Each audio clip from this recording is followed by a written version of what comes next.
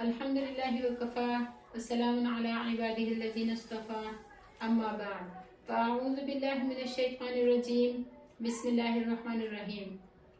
ہمارا آج کا سبق سورہ بقرہ کے رکوع نمبر 15 کے بارے میں ہے۔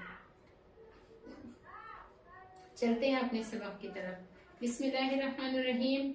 یہاں پر اللہ رب العزت ارشاد فرماتے ہیں وقالت الیہود، اور یہودیوں نے کہا لیست النصارى کہ نہیں ہے عیسائی علی شیء کسی سیدھے راستے پر۔ وقالت النصارى، اور عیسائیوں نے کہا لیست الیہود کہ نہیں ہے یہودی علی شیء سیدھے راستے پر۔ وہم یتلون الکتاب، حالانکہ وہ کتاب کی تلاوت کرتے ہیں، کتاب پڑھتے ہیں۔ کذالک، اسی طرح قال الذین، کہا ان لوگوں نے لا یعلمون جو نہیں جانتے مثل قولہم ان کی بات کی طرح۔ فاللہ، پس اللہ تعالیٰ یحکم، فیصلہ کرے گا بینہم ان کے درمیان یوم القیامت، قیامت کے دن، فیما ان باتوں میں کانوا فیہ یختلفون جس میں وہ آپس میں اختلاف کرتے ہیں۔ تفسیر در منصور میں حضرت ابن عباس رضی اللہ تعالیٰ عنہ سے یہ روایت نقل کی گئی ہے کہ جب نجران کے نصارہ یعنی عیسائی نبی کریم صلی اللہ علیہ وسلم کی خدمت میں حاضر ہوئے تو یہودیوں کے علماء بھی وہاں پہنچے۔ دونوں فریقوں نے وہی خدمت عالی میں حاضر ہوتے ہوئے آپس میں مباحثہ شروع کر دیا۔ یہودیوں میں ایک شخص رافع بن حریملہ تھا، اس نے نصارہ سے کہا کہ کسی چیز سے تمہارا کوئی تعلق نہیں اور نہ کبھی تھا۔ اسی طرح انہوں نے حضرت عیسیٰ علیہ السلام کی نبوت کا بھی انکار کیا اور انجیل کی کتاب اللہ ہونے کے بھی منکر ہوئے۔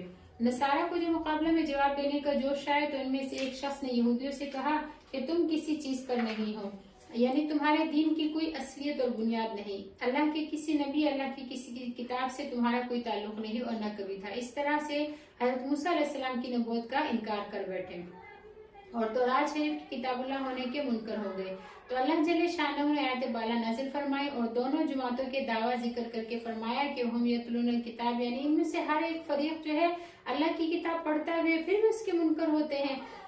پھر فرمایا کہ کذالک قال الذین لا یعلمون مثل قولہم، یعنی ایسی ہی بات ان لوگوں نے کہی جو نہیں جانتے، یعنی یہود اور نصارہ کے علاوہ جو ان سے پہلی امتیں گزری ہیں وہ بھی ایسی ہی جہالت کی باتیں کرتی رہی ہیں کہ عناد اور تعصب کی وجہ سے حق کو جھٹلایا اور حقیقت واضحہ کو نہ مانا۔ اور اب مشرکین عرب کا بھی یہی حال ہے کہ نبی کریم صلی اللہ علیہ وسلم کی نبوت اور رسالت کے منکر ہوئے، حالانکہ آیات بینات اور دلائل واضحہ ان کے سامنے ہیں، دلوں سے جانتے ہیں کہ آپ واقعی اللہ کے سچے رسول ہیں لیکن مانتے نہیں ہیں۔ پھر آگے اللہ رب العزت ارشاد فرماتے ہیں ومن ازلم، اور کون زیادہ ظالم ہے، ممن اس شخص سے منع جو منع کرے مساجد اللہ کی مسجدوں میں، ایذکر فیہا اسمہ کہ اس میں اللہ کا نام لیا جائے، وسعی فی خرابہا اور اللہ کی مسجدوں کو خراب کرنے کی کوشش کرے۔ اللہ فرما رہے ہیں اولئک، یہی لوگ ہیں، ما کان لہم نہیں ہے ان کے لیے ان یدخلوہا کہ وہ اس مسجدوں میں داخل ہو، الا مگر ہاں خائفین ڈرتے ہوئے، لہم ان کے لیے فی دنیا میں خزی شرمندگی ہے، ولہم اور ان کے لیے فی الاخرۃ آخرت میں عذاب عظیم بہت بڑا عذاب ہے۔ اس آیت شریفہ میں ان لوگوں کو سب سے بڑا ظالم بتایا ہے جو اللہ کی مسجدوں سے روکیں، ان میں اللہ کا نام لینے اور اللہ کی عبادت کرنے سے منع کریں اور اللہ کی مسجدوں کو ویران کرنے کی کوشش کریں۔ اس کام کے کرنے والے کون ہیں جن کے بارے میں آیت نازل ہوئی؟ تو معلم التنزیل میں حضرت عطا اور عبدالرحمن بن زید سے نقل کیا ہے کہ یہ آیت مشرکین مکہ کے بارے میں نازل ہوئی۔ ہجرت کے 6 سال نبی کریم صلی اللہ علیہ وسلم اپنے صحابہ کرام رضوان اللہ علیہم اجمعین کے ساتھ عمرہ کرنے کے لیے تشریف لے گئے تو مکہ والوں نے آپ کو مقام حدیبیہ میں روک دیا اور عمرہ کے لیے مسجد حرام تک نہ پہنچنے دیا۔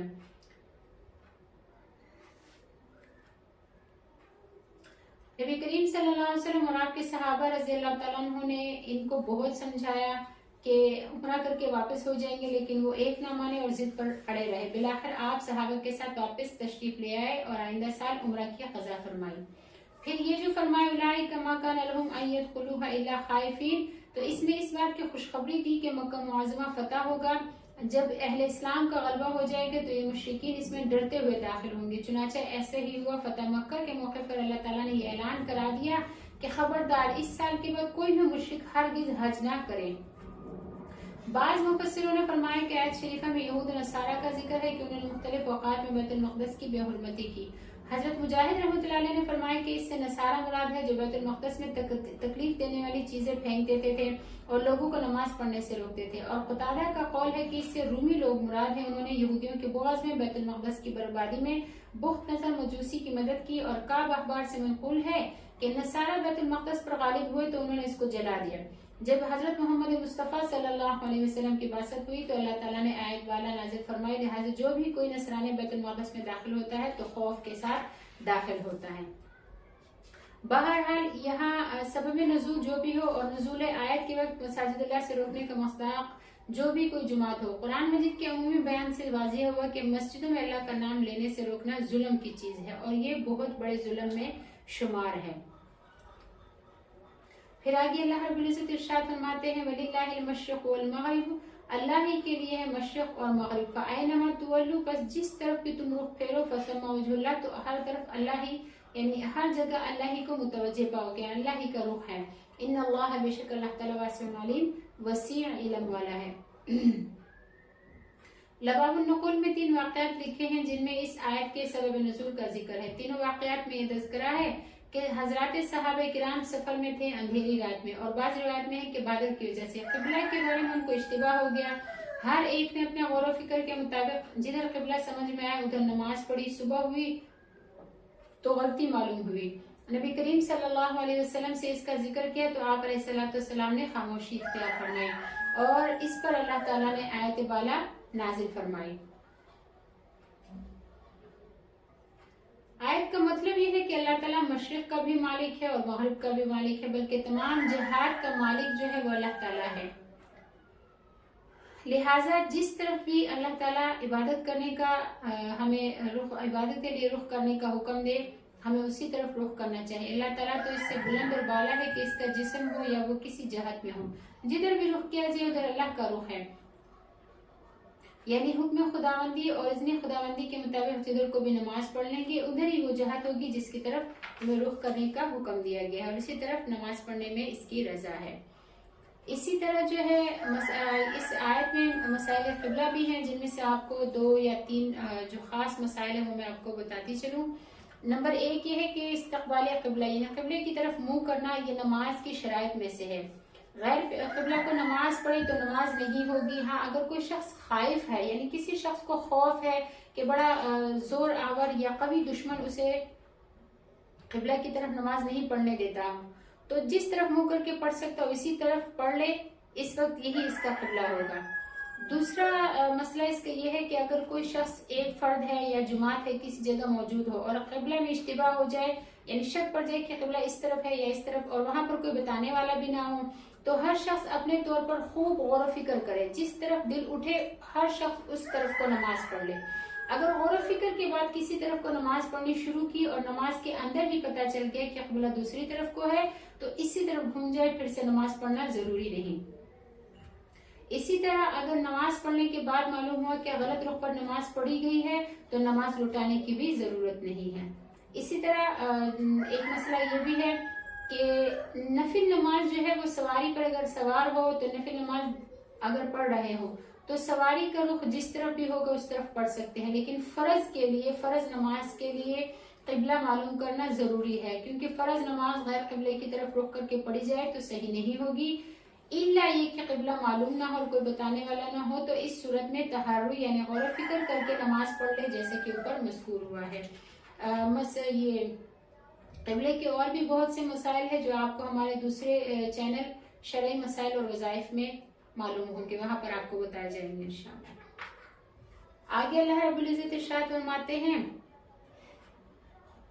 وقالو، اور یہ لوگ کہتے ہیں اتخذ اللہ ولدا، کہ اللہ تعالیٰ نے بیٹا بنا لیا ہے، سبحانہ، اللہ تعالیٰ پاک ہے اس بات سے کہ اللہ اولاد بنے، بلکہ لہو، اللہ ہی کے لیے ہے ما فی السماوات، جو کچھ آسمانوں میں ہے، والارض، اور جو کچھ زمین میں ہے، کل لہو قانتون، ہر چیز سب چیزیں اسی کے لیے تابعدار ہے، اسی کی فرما بردار ہے۔ آگے اللہ رب العزت ارشاد فرماتے ہیں بدیع السماوات والارض، وہ بے مثال ہے، نئے سرے سے پیدا کرنے والا ہے زمین اور آسمان کو، اذا قضا امرا، اور جب اللہ تعالیٰ ارادہ فرمائے کسی کام کا، فانما یقول له، تو بے شک فرماتا ہے اس چیز سے کن کہ ہو جا، فیکون، تو وہ چیز یا وہ کام ہو جاتا ہے۔ اس آیت شریفہ میں مشرکین کا یہ قول نقل فرمایا ہے کہ وہ اللہ تعالیٰ کے لیے اولاد تجویز کرتے ہیں، پھر فوراً ہی سبحانہ فرما کر ان کی تردید کی اور خالق و مالک की तंजीह बयान फरमाई। अल्लाह ताला के लिए औलाद तजवीज़ करने का शिरकी अक़ीदा यहूद में भी रहा है, क्योंकि वो यहूद जो है वो हज़रत उज़ैर अलैहिस्सलाम को अल्लाह ताला का बेटा बताते थे। और नसरानियों के बारे में तो सभी जानते हैं, यानी ईसाई के वो हज़रत ईसा अलैहिस्सलाम को अल्लाह ताला का बेटा बनाते हैं। और मुशरिकीन अरब का अक़ीदा था कि फरिश्ते अल्लाह की बेटियां हैं। तो इसके बारे में अल्लाह रब्बुल इज़्ज़त ने कुरान पाक में जगह जगह इनकी तरदीद फरमाई, बल्कि सूरह इखलास जो है उसमें तो खास तौर पे वाज़ेह तौर पर फरमा दिया है कि लम यलिद वलम यूलद, के ना अल्लाह ने किसी को जना है और ना अल्लाह किसी से जना गया है। वलम यकुल लहू कुफुवन अहद, और ना ही उसके बराबर उसका हमसर कोई है। हजरत अबू हुरैरा रज़ियल्लाहु ताला अन्हु से रिवायत है कि नबी करीम सल्लल्लाहु अलैहि वसल्लम ने इरशाद फरमाया कि अल्लाह ताला ने फरमाया कि इंसान ने मुझे झुठलाया, हालांकि इसके लिए ऐसा करना दुरुस्त न था, और इसने मुझे गाली दी, हालांकि इसके लिए ऐसा करना दुरुस्त न था। इसका झुठलाना ये है कि वो कहता है कि मैं मौत देकर दोबारा से जिंदा न करूंगा जैसे मैंने इसे शुरू में पैदा किया, और इसका गाली देना यह है कि वो ये कहता है कि अल्लाह ताला साहिब औलाद हो गया, हालांकि मैं बेनियाज हूँ, न मैंने किसी को जना है और ना मैं जना गया हूँ और ना कोई मेरे बराबर है। इन आयात से और हदीस शरीफ से मालूम हुआ कि अल्लाह ताला के लिए औलाद तजवीज़ करना अल्लाह ताला को बहुत ही ज्यादा नागवार है, और ये बहुत बड़ा कुफर है और बहुत बड़ा शिर्क है। ये ऐसी चीज है कि अल्लाह ताला का इल्म ना हो और इसका मखलूक के साथ मेहरबानी का बर्ताव ना हो, तो इस शिर्क की वजह से आसमान और जमीन के टुकड़े टुकड़े हो जाए और पहाड़ गिर पड़े। इसी तरह अल्लाह ताला का हिलम जो है सबसे बढ़कर है। इसके बारे में हजरत अबू मूसा अशअरी रज़ियल्लाहु ताला अन्हु से रिवायत है कि नबी करीम सल्लल्लाहु अलैहि वसल्लम ने इरशाद फरमाया कि तकलीफ देने वाले बातें सुनकर सब्र करने में अल्लाह ताला से बढ़कर कोई नहीं है। लोग अल्लाह के लिए औलाद तजवीज़ करते हैं, वो फिर भी इनको आफियत देता है और रिज़्क़ अता फरमाता है।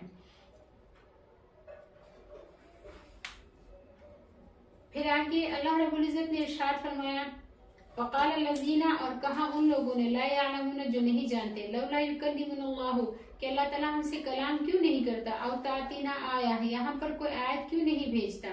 कज़ालिक इसी तरह क़ाल लज़ीना कहा उन लोगों ने, मिन क़ब्लिहिम जो उनसे पहले थे, मिस्ल क़ौलिहिम इनकी बात की तरह, तशाबहत क़ुलूबुहुम इनके दिल एक जैसे हैं, मुतशाबह हो गए, मुशाबह है एक दूसरे की। क़द यक़ीनन बय्यनल आयाति हमने बयान की आयतें लिक़ौमिन उस कौम के लिए युक़िनून जो यकीन रखने वाले हैं। हज़रत अंबिया किराम अलैहिस्सलाम की उम्मतों का यह तरीक़ा था कि वो सामने सरीह दलाइल और मुअज़्ज़ज़ात होते हुए अपने नबियों की नबूवत का इनकार करते थे और अपने पास से तजवीज़ करके नबूवत की दलीलें तलब करते थे। इन्हीं में से एक ये मुतालबा भी था कि अल्लाह ताला हमसे खुद बात करे तो हम माने, और कहते थे कि हम जो मौजूदा चाहते हैं वो हमारे सामने आना चाहिए। इस आयत में बकौल बाज़ मुफस्सिरीन मुशरिकीन अरब का यही सवाल नकल फरमाया है, और बाज़ मुफस्सिरीन ने फरमाया कि इससे यहूद व नसारा मुराद है। अगर मुशरिकीन अरब मुराद हो तो इनके बारे में अल्लज़ीना ला यअलमून जो फरमाया इसमें कोई इश्काल ही नहीं, क्योंकि वो अमूमन अनपढ़ थे और किसी किताब के हामिल भी न थे। और अगर यहूद नसारा मुराद हो उनको ला यअलमून नहीं जानते, इसलिए फरमाया कि उन्होंने जानते हुए अनजान होने का काम किया। फिर फरमाया कि इन लोगों के दिल जो है वो एक दूसरे के मुशाबे हो गए, यानी कुफ्र और अनाद सरकशी में इनकार हक में ये लोग और जो इनसे पहले थे ये सब एक जैसे हैं। आगे अल्लाह रब्बुल इज़्ज़त इरशाद फरमाते हैं, इन्ना अरसलनाका बेशक नबी अलैहिस्सलातु वस्सलाम हमने आपको भेजा है, बिल हक के साथ, बशीरन खुशखबरी सुनाने वाला, व नज़ीरन और डराने वाला, वला तुसअलु और आपसे सवाल नहीं किया जाएगा, अन अस्हाबिल जहीम जहन्नम वालों के बारे में। इस आयत में नबी करीम सल्लल्लाहु अलैहि वसल्लम को खिताब करके फरमाया है कि हमने आपको हक के साथ भेजा है और आपका ओहदा ये है कि आप जन्नत की बशारत दे और दोज़ख से डराए। बशारत में वो अमाल बताना दाखिल है जो दुखूल जन्नत का सबब है, जिनमें सबसे बड़ी चीज ईमान है, और डराने के मफ़हूम में इन अमाल से बाखबर करना शामिल है जो दोज़ख में ले जाने वाले हैं, जिनमें सबसे बड़ी चीज कुफर और शिरक है। और ये जो फरमाए कि वला तुसअलु अन अस्हाबिल जहीम कि आपसे जहन्नम वालों के बारे में सवाल ना होगा, तो इसमें आपको तसल्ली दी गई है कि जो लोग मुसलमान ना हो आप इनके बारे में परेशान ना हो, आप अपने काम किए जाए, अल्लाह का कलाम पहुंचाए, हक को वाज़ेह तौर पर बयान फरमा दे। आगे ईमान को कबूल करना या ना करना मुखातिबीन की जिम्मेदारी है। आपसे कोई सवाल ना होगा कि काफिरों ने इस्लाम को कबूल क्यों ना किया और वो दोज़ख के मुस्तहिक क्यों हुए। जबरदस्ती ईमान कबूल कराना आपकी जिम्मेदारी नहीं है, बल्कि आपका काम पहुंचा देना है और हमारा काम हिसाब लेना है। फिर आगे अल्लाह रब्बुल इज्जत इरशाद फरमाते हैं वलन तरज़ा और हरगिज़ राजी नहीं होंगे आनका आपसे यहूदी वलन नसारा ना ईसाई हत्ता यहाँ तक के तत्तबिआ जब तक कि आप ताबेदारी न कर ले मिल्लतहुम उनके दीन की। कुल कह दीजिए नबी अलैहिस्सलाम इन लोगों से इन्ना हुदल्लाहि बेशक हिदायत अल्लाह ताला की जो है हुवल हुदा वही हिदायत है। वलाइन इत्तबअत अहवाअहुम और अगर आपने इनकी ताबेदारी की ख्वाहिश इनके वलाइन इत्तबअत अहवाअहुम और अगर आपने इनके ख्वाहिशात की ताबेदारी की बादल्लज़ी बाद इसके जाअका कि आए आपके पास मिनल इल्म में से कुछ हिस्सा मालका तो नहीं है आपके लिए मिनल्लाहि अल्लाह के अलावा में वलीन कोई दोस्त वला नसीर और ना कोई मददगार। तफसीर मुआलिम तंजील में है कि यहूद और नसारा ने नबी करीम सल्लल्लाहु अलैहि वसल्लम से सवाल किया कि आपस में कुछ सुलह कर लें, यानी बात चीजों में आप नीचे उतर जाए और कुछ ढील दे दे तो हम आपका दीन कबूल कर लेंगे। इस पर आयत बाला नाजुल हुई और तफसीर कुर्तुबी में आयत बाला की तफसीर करते हुए लिखा है कि ए मोहम्मद सल्लल्लाहु अलैहि वसल्लम इनका अपने तजवीज करदा दलाइल और मोजज़ात का मुतालबा इसलिए नहीं है कि इनके कहने के मुताबिक मोजज़ात जाहिर हो जाएं तो ये वाकई मान ले आएंगे। हकीकतन बात यह है कि आप इनके सामने वो मोजज़ात ले आए जिनके ये सवाल करते हैं तब भी आपसे हरगिज राजी ना होंगे। इनका मकसद तो ये है कि आप अपने दीन इस्लाम को छोड़ दें और इनका पूरा पूरा इत्तिबा कर ले। जब तक आप इनके दीन का इत्तिबा ना करेंगे ये कभी आपसे राजी होने वाले नहीं हैं। फिर फरमाया कि कुल इन्ना हुदल्लाहि हुवल हुदा कि बेशक अल्लाह की हिदायत ही हिदायत है, इसके सिवा कोई हिदायत नहीं। इसके खिलाफ जो कुछ है वो गलत है। गुमराही अल्लाह ताला के यहाँ मकबूल नहीं है। लोगों ने अपने अपने तौर पर अपनी ख्वाहिश से मज़ाहिब बना लिए हैं। इनका दीन इख्तियार करने का कोई सवाल ही पैदा नहीं होता। और अगर आपने इनके ख्वाहिश का इत्तिबा किया जबकि आपके पास इल्म आ चुका है आप अल्लाह की गिरफ्त में आ जाएंगे और इस वक्त अल्लाह की गिरफ्त से बचाने वाला कोई हामी और मददगार ना होगा। मोमिन का काम है कि सिर्फ अपने खालिक और मालिक को राजी रखे और इसे राजी रखने के जेल में जो राजी होता हो वो राजी रहे, जो नाराज होता हो वो नाराज रहे। कोई अपना हो या पराया अल्लाह को नाराज करके किसी दूसरे को राजी करने की कोशिश ईमानी तकाजों के सरासर खिलाफ है। आजकल हम देखते हैं कि जो लोग मुसलमान होने के दावेदार हैं वो अपने अमाल और लिबास और वज़ाक़ता और शक्ल सूरत में यहूद नसारा का इत्तिबा किए हुए हैं। इन लोगों के सामने अपने को हकीर जानते हैं और इन्हें राजी रखने के लिए दाढ़ी भी मूंदते हैं, यूरोपियन लिबास भी पहनते हैं, औरतों को भी बेपर्दा फिराते हैं और गैरों से मुसाफा कराते हैं। टाई लगाने को फखर समझते हैं और ये समझते हैं कि अगर हमने ऐसा ना किया तो ये दुश्मनान इस्लाम ताने देंगे और हमें अच्छी नजर से ना देखेंगे। अफसोस है कि इनको ये मंजूर है कि अल्लाह ताला के अहकाम के खिलाफ वर्जी हो जाए और अल्लाह के रसूल का इत्तिबा छूट जाए, लेकिन अहले कुफर राजी रहे और इज्जत की नजर से देखे, चाहे आखिरत में गुनाहों के इर्तिकाब की वजह से अजाब भी भुगतना पड़े। हालांकि वो लोग किसी तरह भी राजी नहीं हो सकते, वो तो इसी वक्त राजी होंगे जब अल-अयाज़ु बिल्लाह दीन इस्लाम को छोड़कर इनकी मिल्लत और मजहब का इत्तिबा कर लिया जाए। हमें काफिरों की तरफ देखने की जरूरत ही क्या है? हमारी इज्जत इससे ज्यादा और क्या होगी कि हम मोमिन मुआहिद है, अफजलुल अंबिया हजरत मोहम्मद रसूलुल्लाह सल्लल्लाहु अलैहि वसल्लम के उम्मती हैं। इनका दामन हमारे हाथ में है। हमारे लिए इतना बड़ा फखर है कि इससे बड़ा और फखर नहीं, और यही हमारी सब कुछ है, यही हमारी इज्जत है। दुश्मनों की इत्तिबा में दुनिया और आखिरत की जिल्लत ही जिल्लत और हलाकत और बर्बादी है।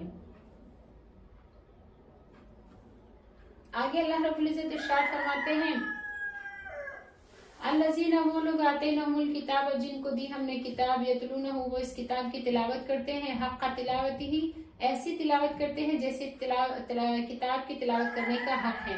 उलाइका यही लोग है युमिनून बिही जो इस किताब पर ईमान लाते हैं, और मैं यकफुर बिही और जो इस शख्स भी इस पर ईमान न लाए फउलाइका यही लोग हैं हुमुल खासिरून जो नुकसान उठाने वाले हैं, खसारे वाले हैं। इस आयत शरीफा में अहले ईमान की तारीफ फरमाई है कि वो अल्लाह की किताब की इस तरह तिलावत करते हैं जैसे कि इसकी तिलावत का हक है। हजरत इब्ने अब्बास और हजरत इब्ने मसऊद रज़ी अल्लाह तआला अन्हुमा ने फरमाया कि ऐसी तिलावत करना जैसे कि तिलावत का हक है, इसका मतलब है कि अल्लाह की किताब में जिन चीजों को हलाल करार दिया है इन पर अमल करे और जिन चीजों को हराम करार दिया है इनको इख्तियार ना करे, और कुरान को इसी तरह पढ़ें जैसे कि अल्लाह ताला ने नाजिल फरमाया। اس کے کلمات میں تحریف نہ کرے اور اس کے معنی میں کوئی تبدیلی نہ کرے۔ حضرت حسن بصری رحمۃ اللہ علیہ نے فرمایا کہ اس کے محکمات پر عمل کرے اور متشابہات پر ایمان لائے، اور جو کچھ اشکال پیش آئے اس کو اہل علم کے سپرد کر دیں۔ حضرت عمر رضی اللہ تعالیٰ عنہ نے فرمایا کہ اس آیت میں ان لوگوں کا ذکر ہے جو تلاوت کرتے وقت کسی رحمت والی آیت پر پہنچتے ہیں تو اللہ تعالیٰ سے رحمت کا سوال کرتے ہیں، اور جب کسی عذاب کی آیت پر پہنچتے ہیں تو اس سے اللہ کی پناہ مانگتے ہیں۔ یہ جو فرمایا ہے کہ اسی طرح تلاوت کرے جیسے کہ نازل ہوا، اسی میں تجوید کے ساتھ پڑھنا بھی داخل ہے۔ سب کو معلوم ہے کہ قرآن مجید عربی زبان میں ہے۔ عربی ایک مستقل زبان ہے جو 29 حروف پر مشتمل ہے۔ حروف کے مخارج بھی ہیں اور صفات بھی ہیں۔ مخارج اور صفات کا خیال نہ کرنے سے ایک حرف دوسرے حرف سے بدل جاتا ہے، جس سے معنی بھی بدل جاتے ہیں، اور بعض مرتبہ نماز بھی فاسد ہو جاتی ہے۔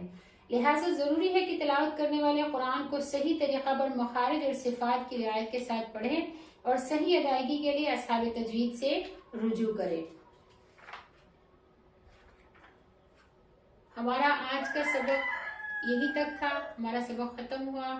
اگر آپ کو ہمارے سبق کی سمجھ لگ رہی ہے تو ہمارے سبق کو لائک ضرور کر دیجئے گا اور کمنٹ بھی کر دیا کریں۔ اگر آپ کو کوئی اشکال ہو یا کہیں سے کوئی سوال وغیرہ پوچھنا ہو تو آپ کمنٹ کر سکتے ہیں، اور چینل کو سبسکرائب کر دیجئے تاکہ ہماری حوصلہ افزائی ہو، اور دعا کیجئے گا کہ اللہ تعالی ہمیں اور آپ کو، ہم سب کو اس قرآن کو سمجھنے اور اس پر عمل کرنے کی توفیق عطا فرمائے۔ اللہ تعالی ہمارے اس کاوش کو قبول و منظور فرمائے اور دنیا اور آخرت میں اس کو ہمارے لیے ذریعہ نجات اور کامیابی کا ذریعہ بنائے۔ وآخر دعوانا ان الحمد للہ رب العالمین۔ السلام علیکم ورحمۃ اللہ وبرکاتہ۔